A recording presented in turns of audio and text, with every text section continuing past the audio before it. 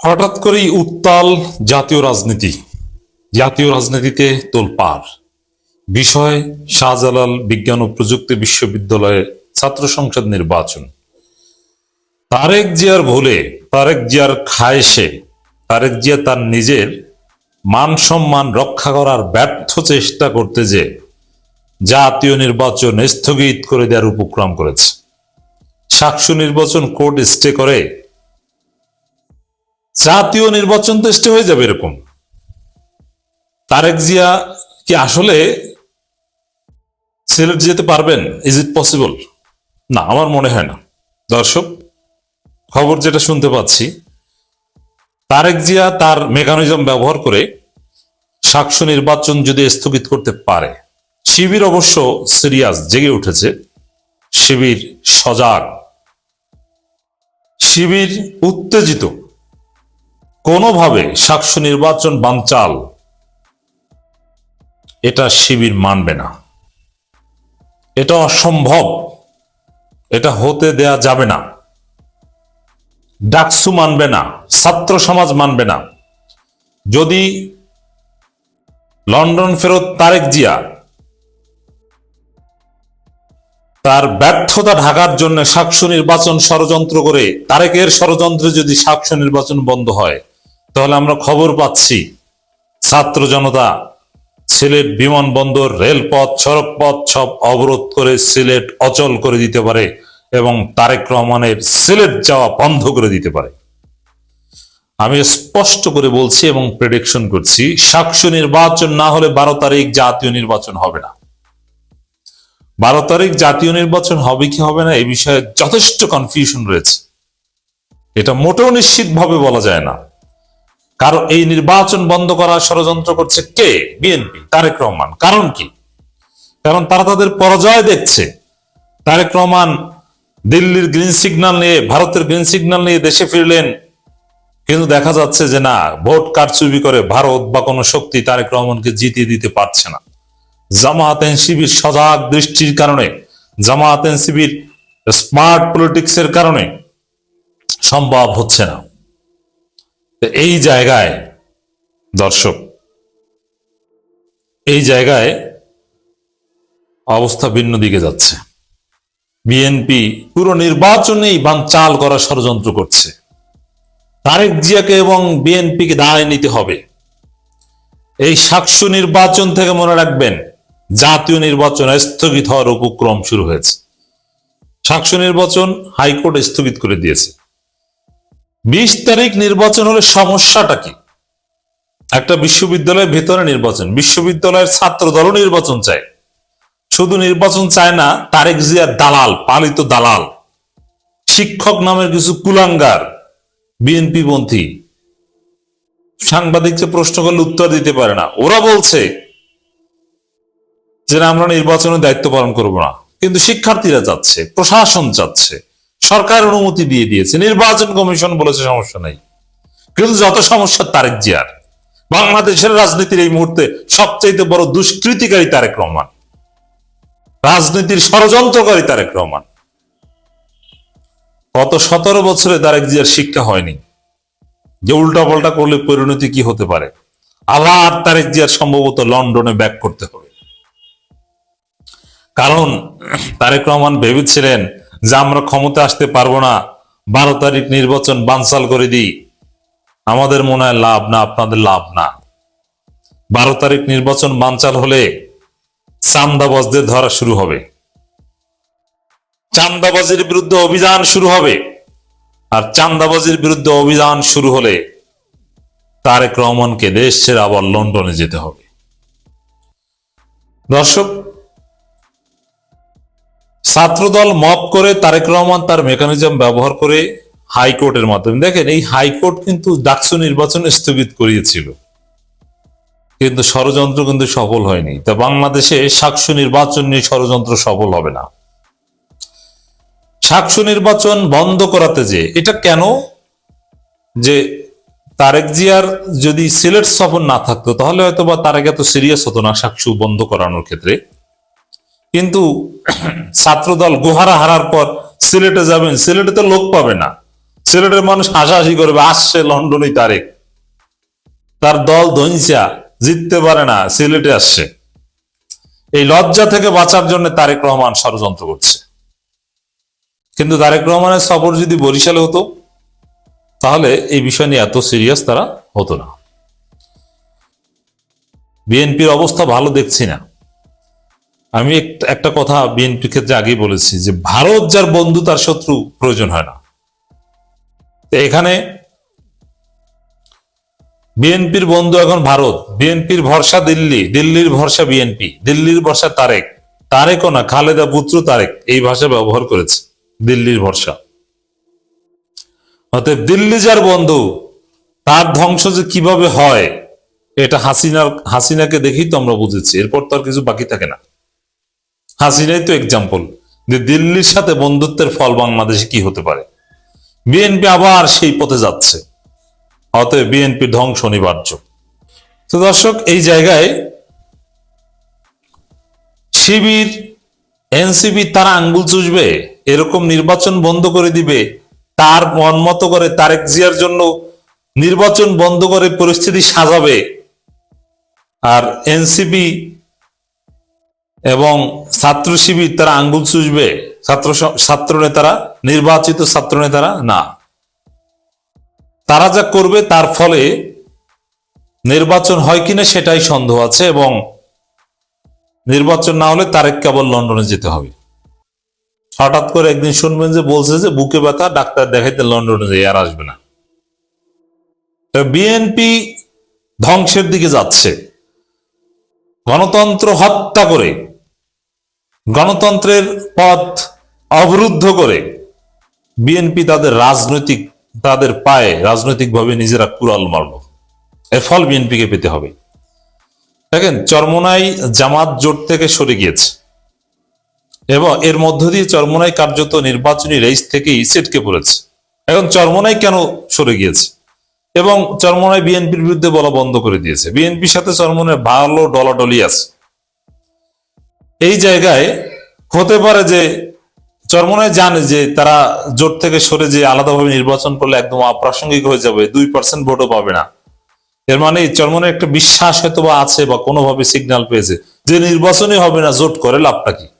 তার চাইতে বরং জামাতের সাথে আলাদা থাকি, আলাদা থাকলে কিছু লাভ আছে। নাহলে তো জামাতের অস্তিত্বে বিলীন হয়ে যাওয়া লাগবে।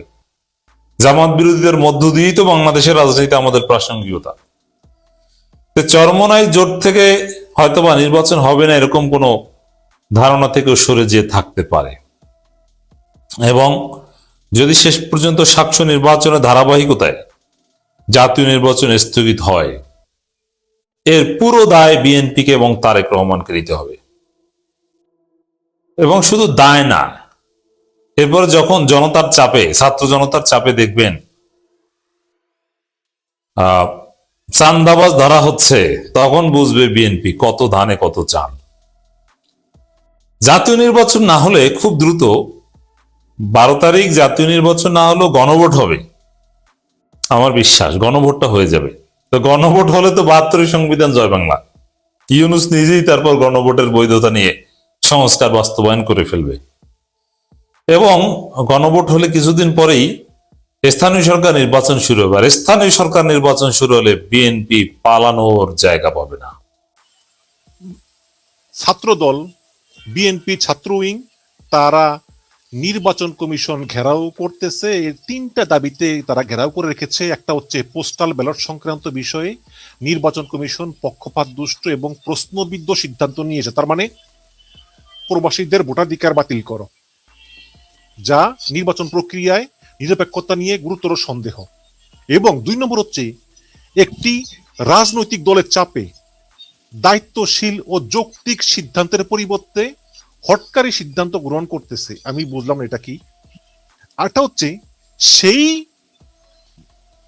দলের প্রত্যক্ষ প্রভাবে হস্তক্ষেপে শাহজালাল বিজ্ঞান এবং প্রযুক্তি বিশ্ববিদ্যালয় ছাত্র সংসদ নির্বাচন বিষয়ে ইসি নজিরবিহীন বিতর্কিত প্রজ্ঞাপন জারি করেছে, যা গণতান্ত্রিক ব্যবস্থার জন্য অশনি সংকেত। আবার মির্জা ফখরুল বলতেছে ঢাকায় নাকি জামাত ইসলাম প্রচুর মানুষ আনতেছে ঢাকার প্রার্থীদেরকে জয় লাভ করানোর জন্য। এখন গ্রাম থেকে ঢাকায় লোক আনলে তোমার গ্রামে ভোটার কমে যাব, সেখানে জয় দরকার, তাই না?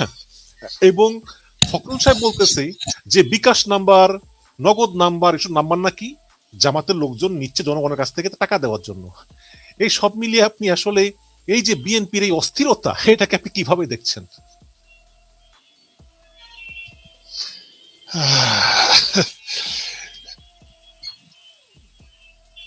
একেবারে স্ট্রেট কাট শুরু করি, প্লিজ।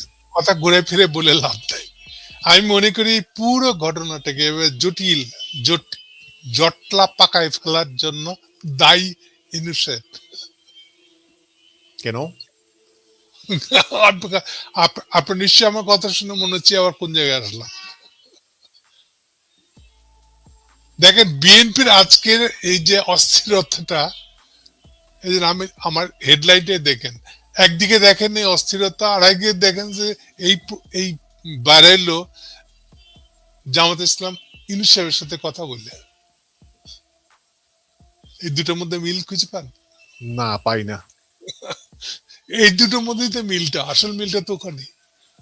ওরা ওখানে গেছে, আমরা সব ঠিক করে রাখছিলাম, ইউনূস সাহেব আমাদেরকে কথা দিচ্ছিল ক্ষমতা আনবে, এখন ওদের সাথে আবার কথা কি না আপনাদের এইসব ইলেকশন কমিশন সব কিন্তু বুয়া, বুঝছেন, আমি এখন গন্ডগোল করবো। দেখেন মিলে মিলে এরকম একটা ব্যাখ্যা। তার মানে হচ্ছে যে তারেক রহমানের সঙ্গে লন্ডনে যে বৈঠক হয়েছিল ডক্টর ইউনূসের, শুধু ওইটা না, সে অনুযায়ী কাজ হচ্ছে না। শুধু এইটা না, দিনকে দিন আমার মনে হচ্ছে যে ইউনূস সাহেব দুজনাকে বলছে তোমাকে ক্ষমতা আনবো। শেষ পর্যন্ত কি হবে এগুলা? এটা হলো এক মেয়ে দুই ছেলেকে বলছে তোমাকে ভালোবাসি, এখন কি হবে? ওই ছেলে দুটো যখন মুখোমুখি হয়ে যাবে তখন কি হবে? এটা তো ত্রিভুজ প্রেমের গল্প। তো একই তো, এটা তো ত্রিভুজ প্রেমী আসলে। নাহলে দেখেন গতকালকে পর্যন্ত বিএনপির কোনো অভিযোগ ছিল না তেমন বলতে গেলে, আজকে অভিযোগ কেন? ইভেন আমার কাছে ব্যাখ্যা চান না, কালকে সকালে সালাউদ্দিন সাহেব বক্তৃতা দিল একটা পলিটিক্যাল পার্টি আর ইলেকশন কমিশন। ইলেকশন বন্ধ করার চেষ্টা করলে কিন্তু আমি উপযুক্ত জবাব দেব। আমাদেরকে সবাই ভদ্রতাকে, আমাদেরকে নরম ভাবে যেন না নেয়। দেখেন কালকে সালাউদ্দিন সাহেব এই বক্তৃতা দিচ্ছেন কিনা। সেই বক্তৃতাতে বোঝা যাচ্ছে যে আচ্ছা, ইলেকশন মন্ডলের একটা পার্টি আছে আলাদা, তারা অন্তত বিএনপি না, তারা অন্তত ইউনূস সাহেব না। আর ইউনূস সাহেব আর বিএনপি একসাথে মিলে এর বিরুদ্ধে কামন দেখতেছে, সকাল পর্যন্ত তাই মনে হচ্ছিল। তাহলে আজকে আবার এই কথা কেন? ব্যাখ্যা করেন। ইলেকশন হবে কি হবে না এটা নিয়ে কিন্তু সকল রাজনীতিবিদরাই বলতেছে, কিন্তু গৌতম দাস বললেই দোষ।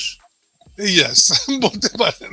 আমি কি করলাম বেচারা, আমি তারপর আমার নামটা হিন্দু বললে পরে বলতেছে এই নিশ্চয়ই ইন্ডিয়ান না বলছে, এটা নিশ্চয়ই সে ভারতের র এর নিশ্চয়ই গুপ্ত ভারতের এজেন্ট। এজেন্ট, উপায় নেই।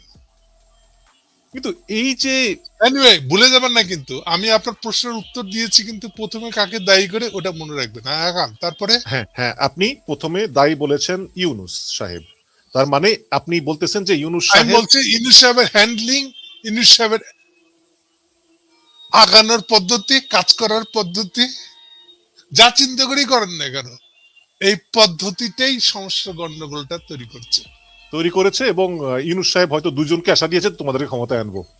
হ্যাঁ, আমার যতটুকু জানি দুজনকে আশ্বস্ত করছে। এরকম আরো বহুজন আগে যে কত কিছু কথা বলছে, এনসিপি যে কি বলছে, ওগুলো যখন বাইরে আসবে, যদি কোনোদিন বাইরে আসে, এই দিন একটা দেখেন কেলেঙ্কারি হবে আর কি, একটা নয়া একটা নাটক লেখা হবে যে এরকম আপনি এক একজনকে এক এক ধরনের কমিটমেন্ট দিলে শেষে কি হয় এটা দেখেন। হ্যাঁ, আগান তারপরে। পোস্টাল ব্যালট সংক্রান্ত যে বিষয়টা, দীর্ঘদিন প্রবাসীরা অনেক ভোটাধিকারের জন্য তারা এই চিন্তায় ছিল, এবং আপনি জানেন জনাব গৌতম দাস, মধ্যপ্রাচ্যে এক কারখানায় 2000 শ্রমিক কাজ করে, তারা একই ঠিকানায় দেয় পোস্টাল ব্যালট, সেখানে যায়, তারপর তারা নেওয়ার পরে কিন্তু ওই যে বার করে স্ক্যান করে তারপরে মোবাইলের ভিতর করতে হয়, তাহলে এখানে কিন্তু ওই জাল ভোট দেওয়ার সুযোগ সীমিত। কিন্তু আপনার কেন মনে হয় যে তারপরেও বিএনপি সরাসরি প্রবাসীদের ভোটাধিকারের বিরুদ্ধে দাঁড়িয়েছে? পোস্টাল ব্যালট তো প্রবাসীদের ভোটই, তাই না? এখানে নাকি পক্ষপাত দুষ্ট প্রশ্নবিদ্ধ সিদ্ধান্ত? তো হঠাৎ করে এই প্রবাসীদের ভোটের বিরুদ্ধে দাঁড়ালো কেন? তাদের এখানে তাদের আসলে মানে তাদের চিন্তা ভাবনাটা কি? আবার সে একই কথাই বলতে হবে। আমি মনে করি গতকালকে কোন পর্যন্ত বিএনপি যে এই মেসেজটা পেয়েছিল তা হলো যে সব ঠিক আছে, আমরা আর ইউনূস সাহেব ঠিক থাকলে সব ঠিক। আজকে সকাল থেকে যখন যে অ্যাপয়েন্টমেন্টটা তৈরি হয়েছে, জামাত ইসলামের সাথে সন্ধ্যাবেলা দেখা হবে, তার সাথে এটা রিলেটেড বলে আমি মনে করি। যখনই এই জিনিসটা বাইরে আসছে তখন বিএনপি সন্দেহ করা শুরু করছে এই লোকটা করে কি। এটা আমাদেরকে কালকে এই কথা বলছে, আজকে আবার এটা তো বলতেছে, মানে কি? সো এই যে সন্দেহটা তৈরি হয়েছে, সেই জন্য এই এক গাদা, এই দেখেন গতকালকেও তো মির্জা ফখরুল সিনেই ছিল না, দৃশ্যপটে ছিল না। আজকে সে বলতেছে না, ইলেকশন কমিশন কন্টিনিউয়াসলি বৈষম্য করতেছে। একদিনই হয়ে গেল। কিন্তু যেইভাবে, এক মিনিট, যেইভাবে দেখে দ্বৈত নাগরিকত্ব আর ইয়ে নিয়ে, আপনার খেলাপি নিয়ে, এইটা নিয়ে যতগুলা মামলা হয়েছে, নমিনেশন বাতিল হয়েছে, সেগুলো তো একটা চলমান। এতদিন সেগুলো নিয়ে কোনো বিএনপির কথা বলল না, শেষ দিনে এসে তারা চিৎকার শুরু করলো। আবার বিএনপি যে খুব বেশিরভাগই যারা ঋণ খেলাপি বা দ্বৈত নাগরিকদের সবাই তো বিএনপি রেডি, 1% বোধহয় জামাত ইসলামের না তারা। তাহলে তাদের প্রসঙ্গে বিএনপি বক্তব্য কি? নাই। তারা ভাবছিল যে এটা স্যারে ঠিক করে দিবে নাকি এরকম। এখন স্যারের কথা শোনে নাই, সেই জন্য আপনারা রেগে গেছেন এরকম। নাকি ওই যে দ্বৈত নাগরিকদের মনোনয়ন গুলো বাতিল হচ্ছে, এই যে হাসনাত মুন্সি, আব্দুল্লাহর কুমিল্লার মুন্সিকে নিয়ে কি করলো দেখেন, একবার বলে হ্যাঁ, একবার বলে না। আর এটা কি হাইকোর্ট, আপিল কোর্ট, চেম্বার জজ, এক এক দিন এক এক সিদ্ধান্ত আসতেছে। কিন্তু বিএনপির এই যে দ্বৈত নাগরিক গুলা, যাদের এক পা বাংলাদেশে আরেক পা ইংল্যান্ডে বা অন্য দেশে, এবং আমি দেখতেছি যে প্রচুর ঋণ খেলাপি, এদের হাজার হাজার কোটি টাকা ঋণ, এরা এমপি হলে দেশের কি উপকার হবে? এটা তো আমার বোধগম্য না দাদা। প্রশ্নটা তো ওই জায়গার না, ওটা তো আপনি একেবারে যেটা সর্বনিম্নে সেই জায়গায় দেখতেছেন, নিচের দিকে তাকায় দেখছেন, উপরটা দেখতেছেন না। আপনি কি মনে করেন এই ইউনূস সরকারের যার মোর দেন 50% লোক হলো দ্বৈত নাগরিক, কেউ 4 দেশের নাগরিক, তারা কোনো ইন্টারেস্ট নিবে যেন দ্বৈত নাগরিকত্বরা এমপি না হতে পারে? জাস্ট কথার উত্তর দেন আপনি। তাহলে তাদের কাছে কি করে আশা করেন যে তারা এই জিনিসটাকে সিরিয়াসলি নেবে? এবং কখনো দ্বৈত নাগরিকত্ব নিয়ে কি হবে এইটা নিয়ে কখনো কোনো আলোচনা, এই যে এত কিছু ঐক্যমত্য কমিশন, কত কিছু হয়েছে না, কখন এটা নিয়ে আলাপ হয়েছে? কেন আলাপ হয় নাই? কারণ ঐক্যমত্য কমিশনের নায়ক যে উনি তো দ্বৈত নাগরিক। কে কার দ্বৈত নাগরিক দেখ। তো শস্যের ভিতরে যদি ভূত থাকে তাহলে কেমন করে হবে? জি। তো ফলে সবকিছু গেলে ডালা, এই শেষ বেলা এসে পড়ে গেছে এমন ফান্দে পড়ছে যে আজকেই রায়টা দিতে হবে। আজকে লাস্ট ডেট, রায় দিয়ে হালাইছে, এখন তো তারা লাঠি ফরকাই দিয়েছে বিএনপি ওয়ালারা। এই আবার জামাতের সাথে আলাপ করে আমাদের কাছ থেকে সরে গেল।